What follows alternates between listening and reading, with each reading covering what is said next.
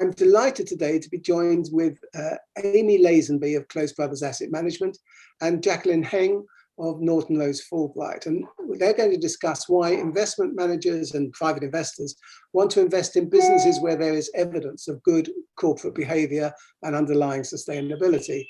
We're going to learn why environmental, social and governance, you've all heard the initials ESG factors, are key indicators in the future success of a business, and why it's important for businesses to consider these factors in order to attract new capital.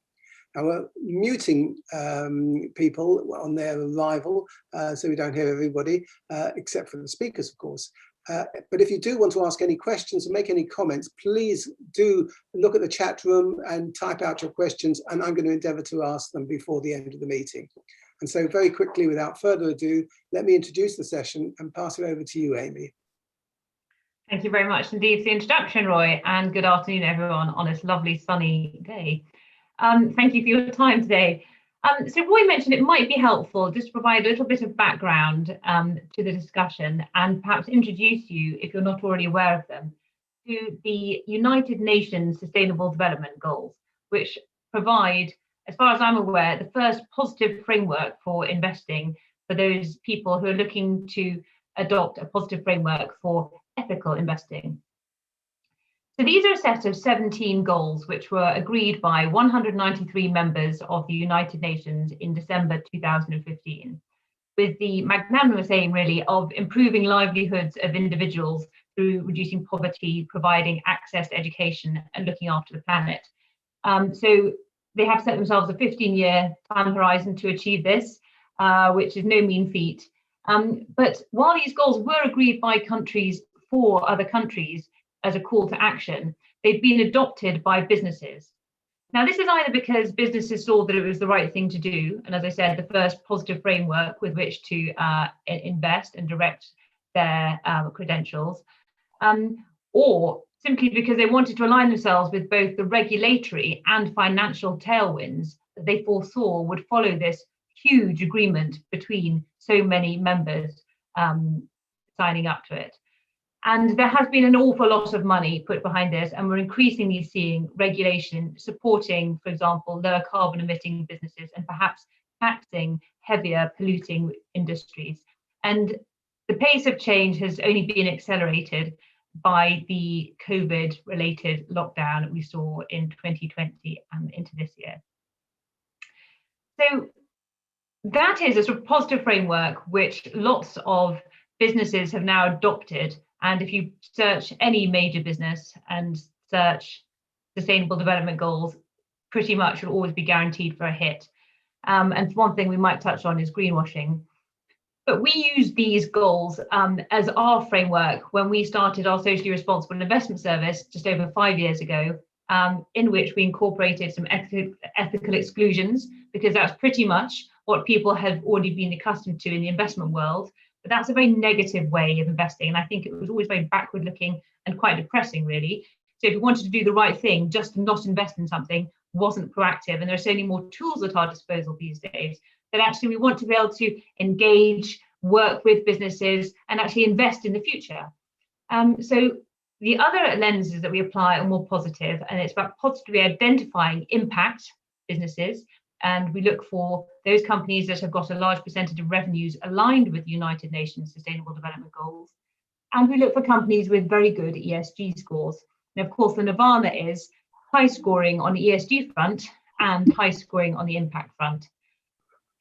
And it's important, just before we go into the detail of ESG and what that means, to really understand a little bit more about it, because there is no single explanation or definition in the industry, as far as I'm aware, at this current time, that really defines what sustainable investing is. Is it investing in companies with high ESG scores? Is it investing in companies that are ethical? What does ethical mean? All these things mean different things to different investors and groups of people. So we have to be very much aware of the language that is used before making any investment or similar decisions, and actually really understand what a product, service or offering it is relative to the use of the language that is deployed. But an ESG lens can help investors identify risks not picked up by other methods of conventional financial analysis. And we tend to think of it as, the extra factor for investing. For example, poor governance, which is the G in ESG, can lead to financial misalignment between an incentive structure for a management team, which might be very short-termism, versus benefits for other longer-term stakeholders, whether that be investors, employees, or other businesses that they're doing work with. And another example might be environmental risks that could impact financial performance and possibly lead to costly litigation. So it's a really important lens to incorporate in our assessment of future investments. And they really focus on what's significant to the company's bottom line. You don't have the same ESG factors applied to all businesses as a flat sounding board. ESG scoring is done on a relative basis. So you're looking at the best in class in that peer group of comparable businesses. So it's very much comparing apples with apples. And there is evidence to show that companies that have failed to manage their ESG risks have historically experienced higher costs of capital and more volatility and accounting regularities. And those companies that are improving their ESG scores are more likely to outperform the broader market. So absolutely, these are things that we do look for when investing. Right, thank you very much, Amy. Is that you're done for your introduction, and we're going to pass over to Jacqueline to continue this theme. Thank you, Roy. So, but before I start, maybe by some way of background. So I'm counselor at Norton Rose Fulbright. I'm a lawyer and a specialist in this area for almost a decade now. And my perspective will be from the debt aspect, so either in terms of loans or from a bond investor point of view, whereas Amy is looking at it much more from an equity investor point of view. From a bond investor or a bank lender point of view, what they are looking for is, green assets and social projects to invest in. Part of the reason is because there's also increasing regulatory pressures that are coming. So for example, the Bank of England later this year will conduct a bank stress testing to ensure that banks are ready and available to deal with climate risk. So when they have to do all these business stress testing, they need to also look at what they are investing in. How are they dealing with climate risk? How are they planning to transition into a more sustainable economy, etc. So there are all these investors who are looking at climate risk specifically and investing based on these metrics as well, because as a business, they need to start thinking about it. And in addition, it's also from a commercial perspective. So there would be investors which have pure or specific green mandates or ESG mandates. So they have created funds where they've received the funds to invest in specific green or green investments. So again, they're looking for these sort of instruments to be able to invest their money in. Generally, at the moment, certainly from a debt market perspective, I would say that there's more demand than supply. So if there was any company who's looking to raise debt financing, and you are able to issue something like a green bond, sustainable bond, sustainability linked bond, then it would certainly be of interest to quite a number of investors. So, okay, so I mean, one of the things that I was thinking about when putting this topic together was thinking how smaller companies who want to, for example, raise funds, even EIS funds, as well as bigger companies that want to go and list themselves, would incorporate within their confidential information memoranda or within their prospectuses a lot of information about sustainability of their company and so on. So have you noticed as a lawyer as well in preparing these prospectuses or the CIMs that you are advising companies to stress the areas that they can show that they have these ESG factors? I don't think they need to necessarily stress it unless it is being used for the purposes of that instrument. So for example, if you were issuing a green bond, then obviously you will need to set out the green bond framework, how you're dealing with that. As a company in itself, if you do have an ESG strategy or a committee, and it is material to your business, anything that's material will need to be disclosed. It is certainly not harmful. And, in general, in terms of any prospectuses, information that is material to an investor's assessment, whether it's the equity or debt, should be included. And if sustainability or your ESG strategy is material, then it should certainly be included. And is there a difference between raising capital as equity and raising capital as debt as far as sustainability is concerned? That there are different criteria. So in the debt world, we have specific either use of proceeds type instruments or loans. So the proceeds of the loans or bonds need to be used for green projects or social projects. Or if you don't have such projects and you enter into a sustainability linked bond or loan, what it means is that you need to have a sustainable performance target. So you actually set, for example, you could say, I will achieve a reduction of greenhouse gas emissions by this amount by this date. And if you don't achieve it, then the coupon will ratchet up. If you achieve it, especially if it was a loan, it could ratchet down. So you could gain some clear pricing benefits as well from an instrument or a loan like that. That is how the bond or loan markets work. And I'll let Amy talk more about the equity markets. I'm not sure the question actually is directly relevant into on the investments perspective. But if I give a sort of tangential answer, looking at how an equity might get a good ESG score, it's really about managing risks that are most material to your sector. And as Jacqueline said, it has to be material and measurable, really. It's all very good and well making sweeping statements, but that doesn't account for anything. If you can measure success and change and the speed of change, that's what's important, and that's what is looked at. And that's how you identify businesses as truly good corporate citizens versus those who are perhaps greenwashing. How do you measure them?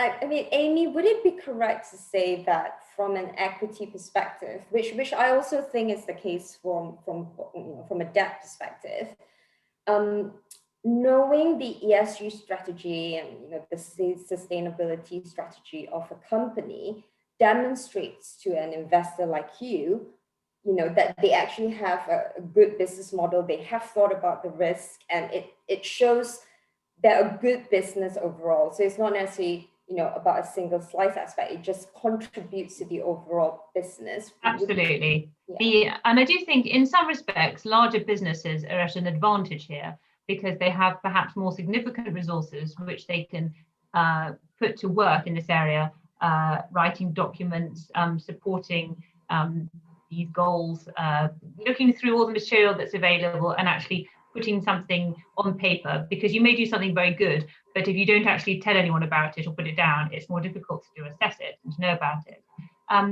Having said that, absolutely, and very few businesses these days would turn around and say to you, we don't have a sustainability a role to play, or we don't consider these factors, because that would just not score you, and not just not score you any marks, but it would just not be the done thing to say these days.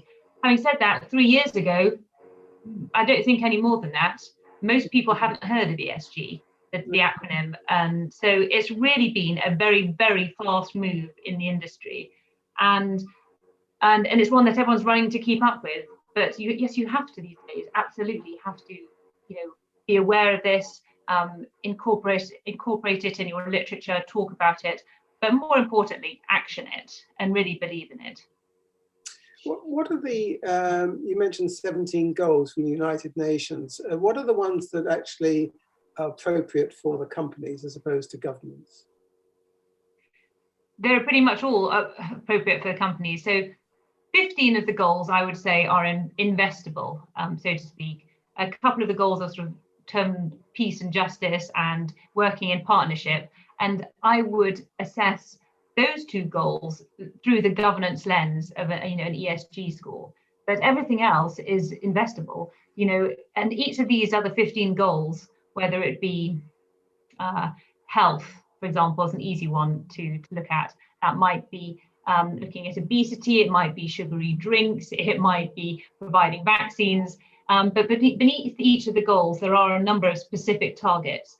And there are also a number of themes and revenue measures that you can get a specific number from. So that enables people to measure the amount of revenue that a company might have related to certain goals.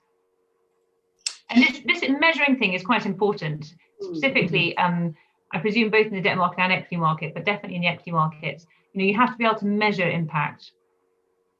Well, are there any regulations which affect the underpin this movement? There are a lot of regulations coming into force, aren't there? Jacqueline, over to you. And yes, there are, and for example, even in terms of reporting, so the IFRS is actually setting a body to actually establish a sustainability report standards to deal with this. As I've mentioned, the Bank of England are starting to stress test all the financial institutions and how they deal with climate risk, which then has a cascading effect onto the borrower economy. There's been the EU taxonomy regulations, which actually sets out, for example, what is green. So to prevent greenwashing, as Amy has said, so they've set out, these are what we consider would be green and therefore would qualify for the purposes of being a green bond. They also have a proposal to set up the EU green bond standards. Again, in the end, what will qualify as a green bond? Do you need to have verification of the use of proceeds or the results that you're getting? The verifiers who are third parties, do they need to be authorized, and licensed to do so, etc.? So, there's increasingly greater amount of interest by regulators and governments because everyone wants to make sure that the economy is able to and does move to a more sustainable future and deals with the climate risk.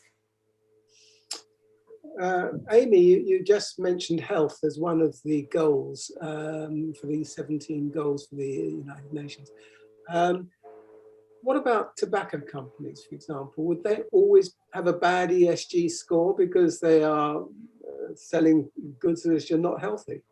No. So interestingly, there are two different points to consider here. So if you're wanting to invest in line with the Sustainable Development Goals, you would not invest in tobacco because there's nothing that industry does that is really in alignment with what any of these 17 goals are trying to achieve. However, the ESG scores are awarded on a sector relative basis. So you look at companies within the same sector and award scores in the same way that you might have a bond score. It goes from AAA to the very best to CCC, which is the worst score. And it's about measuring factors that are most material and important to businesses in that particular sector, regardless of what they're doing, whether making tobacco or making wind turbines. And it's good because it creates competition between businesses in the same sector to be the best in their sector. And you have different areas of materiality. So, for example, a mining business it would be more material to look at environmental issues, perhaps carbon emissions and their carbon footprint, versus governance marginally for a mining business. But for a bank, it would perhaps be more material to look at governance issues over their social carbon footprint at a weighted level. And all these scores are given relative to peers in the sector. So you are comparing like with like. So you can have a mining business or a tobacco business or an arms manufacturer with a good ESG score because it's done relative to their peers. How do you score? How do you score ESG? Who does the scoring? It's not like a football game. No, there are lots of different agencies out there now that are scoring. MSCI is one. Bloomberg do their own scoring. I think they've actually recently partnered with Sustainalytics. And lots of businesses also analyze companies and create their own scoring methodologies, which is absolutely fine. And they often will compare them with these more formal rating agencies. But it is about assessing what are the most material risks or opportunities for a given sector and weighting those risks and opportunities accordingly when applying the score. Okay. Jacqueline, I don't know whether it was you or Amy that mentioned greenwashing. What does that mean? It's claiming to be green when you're not, or trying to imbue yourself with the color of green when you're greenwashing when you might be a bit more brown. Absolutely.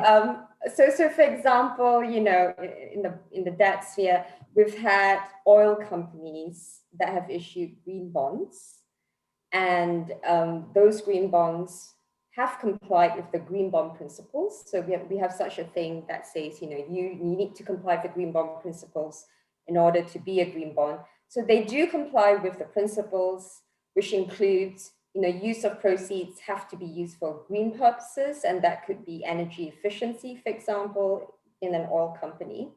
They also set out the framework. They're very transparent. So they've told investors, this is what we're going to use the proceeds for. So everything complies with the green bond principles.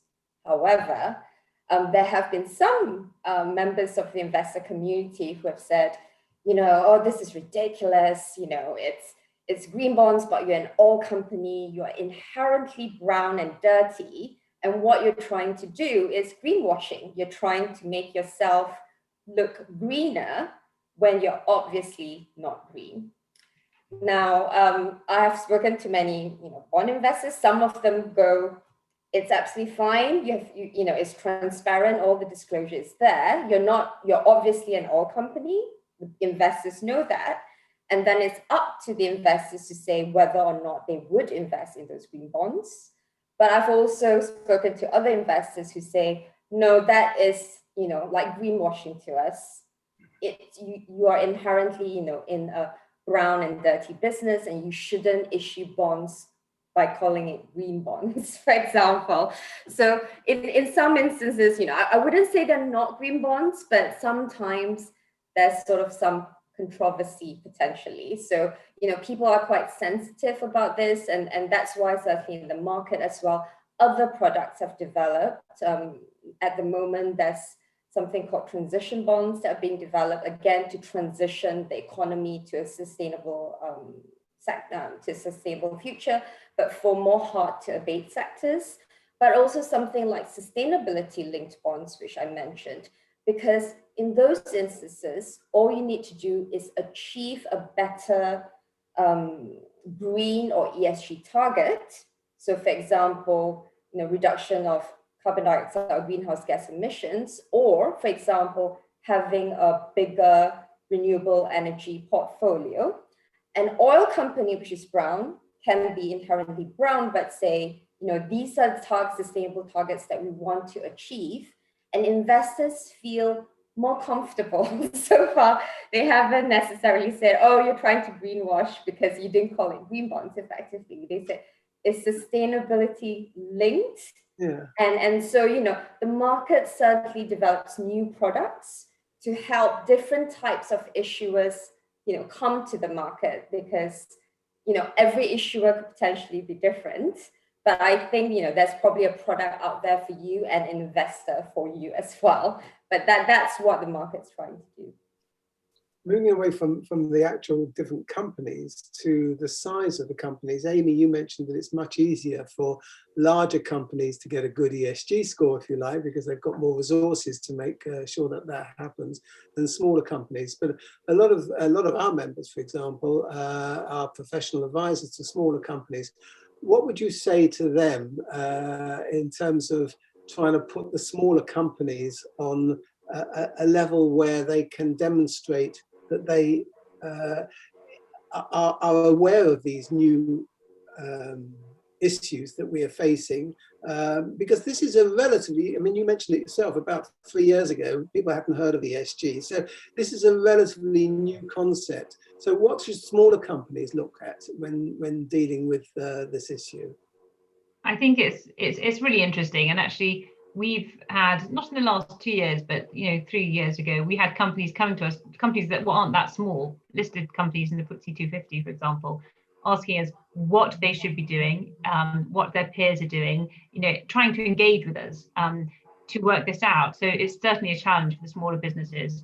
But if you truly are doing something or believe in these issues, then you need to dedicate the resource to write about it and record it and put in some targets which can be which you look to achieve over a certain period of time, and it can cover a whole range of different issues. But you also have to consider, by virtue of the industry you're in, what is most important to your particular industry, because it's no good not turning on the taps and saving water. That doesn't really, it's not really sufficient. If you're in the financial services, you have to consider the governance issues in place.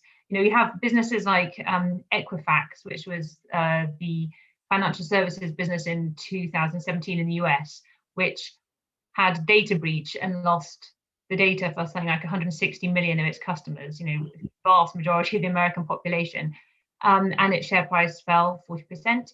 And it had a terrible ESG score because this data breach had happened before on a smaller scale. The management incentives at the time were deemed very inappropriate because they were short-term incentives and management scheme not aligned with the shareholders and customer base. And it sort of wasn't a surprise that this happened in the community in some respects. But as long as your business is doing the right thing, you've got to record it, and it is very important. And I do think it adds value. I think it's an important consideration these days, a necessary consideration for anyone who's either looking to invest in your business, looking to align themselves with you. Because as Jacqueline referred to earlier, it's not just what your business is doing, it's what are your customers doing? You're responsible in some respects for the whole supply chain today. And if not today, certainly tomorrow. It's coming very quickly. And an easy way to sort of look at this, if you want to look a bit more online and research it, is look at the scope 1, 2, and 3 carbon emissions. The data is still very difficult to come by, but it's getting better all the time. And it's not about just what you're doing, what your customer's doing. Where are you getting things from? Are you getting it from a reliable, sustainable source? So you have to be very aware of the whole, the business as a whole. I mean, next week we're going to be talking about transfer pricing, and I know that this is my area. We need to have documentation in place so that we can actually demonstrate where the profit sources are and everything else. You do a functional analysis of each entity within a group and so on. So, we do have to have that documentation. Are you thinking, and maybe this is something for you, Jacqueline, I don't know, that would smaller companies perhaps come to you and say, we need to get some documentation in place to show what we're doing, and can you help us to do that? And where should we portray that? You mentioned the financial accounts, which is good. Yes, demonstrating that in the accounts. What else would they actually show to the outside world that they're actually a responsible company? Because even a small company, even one that's not listed, would like to feel that their reputation is intact. Annual reports, websites. Yeah, very simple. Nothing outside the box. It just has to be recorded and visible. And I think, perhaps speaking for Amy, but when you do speak to investors as well, so you can have things on your website and reports, you can have a special sustainability report, put it on your website, for example. But when you do speak to your investors, they want to hear from you and know that you have actually thought about your strategy. Mm-hmm. You know, it's a serious thing in the sense that it's not just something, you know, I'm printing a bit less and that's it. So they want you to kind of really know that you have thought about your strategy, and it's in material respects, and it means that your business would survive and do well in the world that we're in, because sustainability as a whole is becoming important.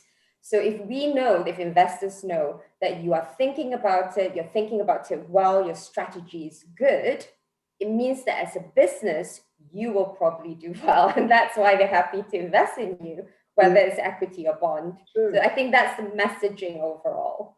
Very neatly put. It is. It's very good, and we're coming to the end now. But I mean, it sounds to me as though a little bit like the Me Too movement, or the very, very current discussion about public schools and so on.